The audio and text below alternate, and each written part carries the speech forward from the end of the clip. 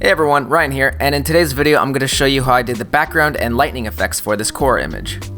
The first step, as usual, is I cut my subject out and throw in a gradient background. I like starting with a gradient background in my composites as it provides a nice basis and helps set the overall tones or values for my image. Next is dodging and burning. Then I create a simple shadow underneath my subject layer. Before I open up my 3D program to create the background, I disable the gradient background layer and export a PNG with transparency to use as a reference in 3D. I picked out an interesting rock to use as my main background element and brought it into Blender. In the shader editor, I deleted the color map off of the rock and simply made the base color a dark gray. I also added a gamma node into the roughness and adjusted it to make it a little bit more reflective.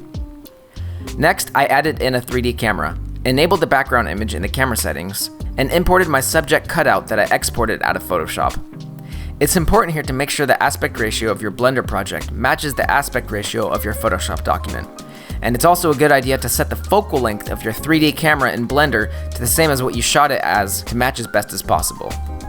From here, you can use the floor grid to eyeball the positioning and perspective of your original image. The most important part in doing this is matching up the horizon line of the original image with the horizon line in 3D. Once my camera was all set up, I started duplicating the rock asset a bunch of times and slowly built up my scene. I kept it pretty simple, using only one asset several times over. I also enabled the depth of field and set a focus point to where my subject would be standing in 3D space. Next, I went into render view and added in some lights. In the original image, I lit the back of my subject with some blue lights to emulate the lightning that I'll be adding in. I also added in some blue lights into the background image to match this as well. Once I was happy with the 3D background, I exported the image with transparency and brought it into Photoshop. From here, I adjusted the colors a bit. The next steps are the bread and butter of this edit. I used a combination of various brushes and my lightning assets to create some bold, flashy effects. My favorite method to do this is as follows. First, I created a new group.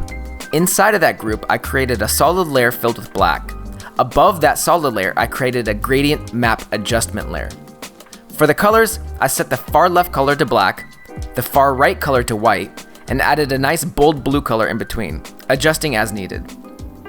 Now, I set the blending mode of that group to screen. Then, I started bringing in my energy assets and placing them in the group between the solid black layer and the gradient map layer. This is important. The blending mode of these assets need to be set to screen so they don't occlude each other when they're stacked one above each other. This method is a great way to get consistent and bold colors out of your special effects that are giving off emissive glows. I created several groups in front and behind my subject with the same method to help organize the different effects that I added. Some groups had my energy assets, which you can buy over on my Gumroad. Some groups I simply used a soft round brush and drew along the outline of my subject to help get a nice pleasing edge light. I would also paint with a big soft round brush with low opacity to get a nice soft glow over everything. One note about the energy assets. I used path blur inside of Photoshop and added some nice dynamic motion blur to these assets. This is crucial in getting something to look a little bit more realistic, as lightning doesn't stay still. I also blurred some of the assets that were closer to the camera to help give some depth. Next, I created a new layer with the blending mode set to color dodge and painted orange over the rim of the hair and blue over the eyes to help make those areas pop a little bit more.